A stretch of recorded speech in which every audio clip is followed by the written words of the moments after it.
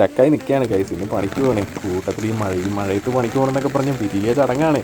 നാട്ടിലൊക്കെ വെച്ച് അച്ഛനൊക്കെ ഈ മഴയത്ത് റെയിൻകോട്ടൊക്കെ ആയിട്ട് ബൈക്കിലും സ്കൂട്ടറിലൊക്കെ പോകുമ്പോൾ ആഹാ കാണാൻ തന്നെ രസം. ഇപ്പം അങ്ങ് കളത്തിലോട്ട് ഇറങ്ങിയപ്പോൾ ഇതിൻ്റെ ഒരു വിഷമം അങ്ങ് മനസ്സിലാവണം. ഇങ്ങനത്തെ നിമിഷത്തിലാണ് ഒരു കാർ ഉണ്ടായിരുന്നത് നന്നായിരുന്നു എന്ന് ആലോചിക്കുന്നത്. പക്ഷേ ഇവിടെ കാർ മേടിച്ച് കഴിഞ്ഞാൽ ഇൻഷുറൻസ് ടാക്സ് അതും ഇതെന്ന് പറഞ്ഞ് പോക്കറ്റ് കയറും. പിന്നെ ഞാൻ ആ പഠിക്കുന്നില്ല പോരാ, അതിന് ഞാനൊരു സ്റ്റുഡൻറ്റുമാണ്. വെറുതെ എന്തിനും ആവശ്യമില്ലാത്ത സ്ഥലത്തൊക്കെ പോയി ചാടി ഇതൊക്കെ കാണുമ്പോൾ പിന്നെ മേടിക്കാണ്ടിരിക്കാനും തോന്നിയല്ല. പോട്ടെ, അതേ മഴയത്ത് പൂക്കൾ വിടർന്നിരിക്കുന്നു. ഇപ്പോഴത്തെ ഈ പൂവൊക്കെ വിടർന്ന് നിൽക്കണമെന്ന് വെച്ചാൽ അവർ രാവിലെ വന്ന് ഇതൊക്കെ മെയിൻറ്റെയിൻ ചെയ്യണമായിരുന്നു, അല്ലെങ്കിൽ അതൊക്കെ മൊത്തം പോകും.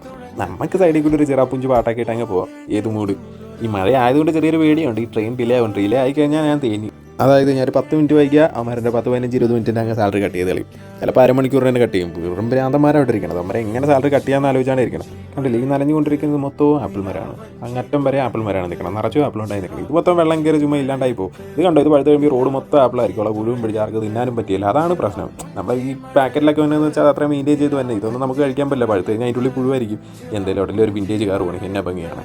ആഹാ ആണ്ടടാ സ്ഥലത്തെത്തിപ്പോൾ ഇവിടെ മഴയും വെയിലും കൂടി. ഇവിടെ ഉണ്ട് ഗൈസ് കുറുക്കൻ്റെ കോഴിയുടെ കല്യാണം. മഴയും വെയിലും വന്നാൽ കുറുക്കൻ്റെ കോഴിയുടെ കല്യാണം എന്നല്ലേ പറയണത്. നോക്ക് ഗൈസ്, ഇവിടെ അന്യായ മഴ. എൻ്റെ പൊന്നടാവേ, ഇതിൽ ബസ്സൊക്കെ നനഞ്ഞ് ചീഞ്ഞ്. ഞാൻ അങ്ങോട്ട് എനിക്ക് പോകണം, എനിക്ക് നേരെ പോകേണ്ടത്. പണ്ടാരി ഇപ്പം തന്നെ വൈകി. അതിൻ്റെ ഇടയ്ക്കാണ് ഞാൻ ഫ്രൂട്ട്സ് തേഞ്ഞ്. എങ്ങനെ ഇരിക്കണം, ഇപ്പം എങ്ങനെ ഇരിക്കണം? കൊതി കിട്ടിയതാ എനിക്കറിയാം.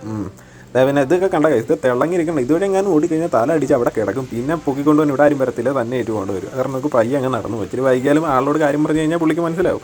എന്തായാലും ആവട്ടെ, നമുക്ക് മുന്നോട്ടെന്ന് പറഞ്ഞ് പോകാം. കുറേ നേരമായി ഈ ഹെലികോപ്റ്റർ പൊക്കത്തിന് ചുറ്റാൻ തുടങ്ങിയിട്ട്. ഇത് എന്നാ കാര്യം എന്ന് ഞാൻ കുറച്ച് നേരം നോക്കിയിരുന്നു. പക്ഷേ അവിടെ കിടന്ന് പിന്നെയും ചുറ്റിക്കുന്നത് ആരെയും കാര്യമായിട്ട് സെർച്ച് ചെയ്യാണ്ട്. നമ്മൾ എന്തിനാണ് ഇതൊക്കെ നോക്കിയിരിക്കുന്നത്? നമുക്ക് ഞാൻ അടുത്ത് വരുന്നത്. ബൈ.